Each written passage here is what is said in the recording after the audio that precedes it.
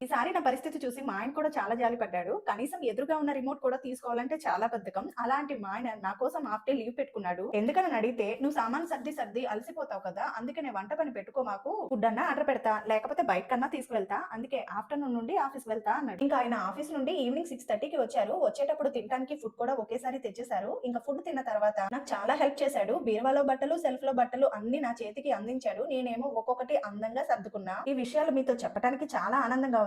అలాగే బాధ కూడా ఉంది. బాధ ఎందుకంటే ఆఫ్టర్‌నూన్ నన్ను లంచ్‌కి బయటకి తీసుకొని వెళ్లి, మళ్ళీ నన్ను ఇంట్లో వదిలిపెట్టి అదే ఎండలో ఆఫీస్‌కి వెళ్తుంటే చాలా బాధ అనిపించింది. ఇప్పుడు మీతో చెప్తుంటే నాకు అది గుర్తుకొచ్చింది. జస్ట్ బయటికెళ్లి లంచ్ చేసి ఆ ఎండలో ఇంటికి తిరిగి వచ్చేసరికి నాకు చాలా అలసట వేసింది. సర్దే ప్రోగ్రామ్ పెట్టుకోకుండా మంచిగా నిద్రపోయా. అయ్యో! ఈ మనిషి ఎండలోనే ఆఫీస్ వెళ్ళాడు. నేనేమో మంచిగా నిద్రపోయా అని నిద్ర లేచి ఒక 5 మినిట్స్ బాధపడ్డా. ఇంకా మా ఆయన ఆఫీస్ నుండి రాగానే పని స్టార్ట్ చేసి మళ్ళీ నెక్స్ట్ డే మార్నింగ్ దాకా పని చేస్తూనే ఉన్నా. ఏంటో మా కష్టాలు. ఇలా ఇల్లులు మారే బాధ ఎప్పుడు పోయిద్దో. డబ్బులకి డబ్బులు వేస్ట్, శ్రమకి శ్రమ. రాగి చెంబులో మంచినీళ్ళు తాగితే మంచిదని 24 గంటలు తాగొద్దు. నైట్ టైం రాగి చెంబుల్లో 6 గంటలు మంచినీళ్ళు నిల్వ ఉంచి పొద్దున్నే తాగితే చాలా మంచిది. మిగతా టైంలో ఈ గ్లాస్ బాటిల్ లోని వాటర్ తాగు అని ఆడపెట్టిన గ్లాస్ బాటిల్ ఇచ్చాడు. మంచిది మంచిది అని ఇలా 24 గంటలు రాగి చెంబులో నీళ్లు తాగితే మనకే హానికరం. ఎంత వాడాలో అంత వాడితే మంచిది అని చిన్న పాఠం కూడా నేర్పించారు. మనిషికి మంచితనం ఉంటే మంచిదే, కానీ అతి మంచితనం పనికిరాదు. నీలో ఉన్న అతి మంచితనాన్ని మార్చుకో. దానివల్ల మనం అంతా ఇబ్బంది పడుతున్నాం. ఎవరిని గుడ్డిగా నమ్మొద్దు అన్నాడు.